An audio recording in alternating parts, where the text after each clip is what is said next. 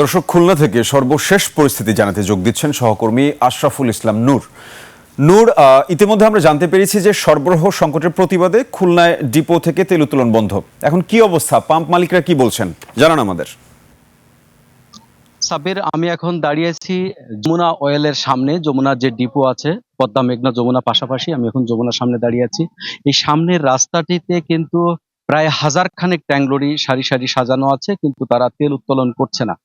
আপনি ইতিমধ্যেই যেমনটি বলছিলেন যে মধ্যপ্রাচ্যের যুদ্ধ পরিস্থিতির কারণে কিন্তু রেশনিং পদ্ধতিতে ইতিমধ্যে এই কয়দিন তেল বিপণন চলছিল। কিন্তু ট্যাঙ্ক অ্যাসোসিয়েশন, পাম্প মালিক ওনার অ্যাসোসিয়েশন এবং তাদের তিনটি সংগঠন আজকে দুপুরে প্রেস কনফারেন্স করে তারা জানিয়েছে যে তাদের চাহিদা মোতাবেক তেল না দিলে তারা তেল উত্তোলন করবেন না। সেই অনুযায়ী কিন্তু আজকে সকাল 8টা থেকে তারা তেল উত্তোলন করছে না। আজ সকাল আমি দেখাচ্ছি যে আপনি ট্যাঙ্ক কিন্তু এভাবেই রাস্তার উপরে সাজানো আছে। খুলনা সহ খুলনার পদ্মার এপারের প্রায় 16টি জেলার ট্যাংলোরি অ্যাসোসিয়েশনের মালিক, তাদের সংগঠনগুলো তারা তেল উত্তোলন বন্ধ রেখেছে। এবং আমি এই রাষ্ট্রায়ত্ত যে পদ্মা অয়েল কোম্পানির সামনে দাঁড়িয়ে আছি, এটা কিন্তু সারাদিন বন্ধ ছিল, এখান থেকে কোনো তেল উত্তোলন হয়নি। আমরা চুয়াডাঙ্গা থেকে এসেছেন আমাদের ট্যাংলোরি শ্রমিকের একজন শ্রমিক মাসুদ, আমরা তার কাছে জানতে চাইবো যে আপনারা কেন তেল উত্তোলন করছেন না, আপনাদের কি দাবি?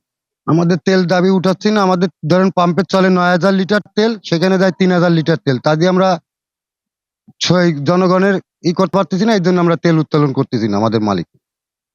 উনি যেমনটি বলছিলেন যে ওনাদের চাহিদা অনুযায়ী তেল সরবরাহ না করার কারণে কিন্তু ভোক্তা ক্রেতাদের টোপের মুখে পড়ছেন। পাম্প মালিক গুলো তাদের বিভিন্ন নিরাপত্তাহীনতায় ভুগছেন, সে কারণে তারা চাহিদা মোতাবেক তেল সরবরাহ চাচ্ছেন। মধ্যপ্রাচ্যের এই যে যুদ্ধের প্রভাবটা এখন কিন্তু পদ্মার এপাড়ের সব জেলাগুলোতেই পড়েছে। আজ যেহেতু তেল সরবরাহ হয়নি, সেহেতু আগামীকাল থেকেই আজকে থেকেই সব পেট্রোল পাম্প গুলো ফাঁকা ছিল। আগামীকাল থেকে তেল সংকটের প্রভাব কিন্তু খুলনা অঞ্চলের প্রতিটি সেক্টরে প্রভাব পড়তে পারে, এমনটি আশঙ্কা করছেন সকলে। সাব্বির, এই ছিল খুলনা থেকে সর্বশেষ পরিস্থিতি। নূর, ধন্যবাদ আমাদের সাথে যুক্ত হওয়ার জন্য।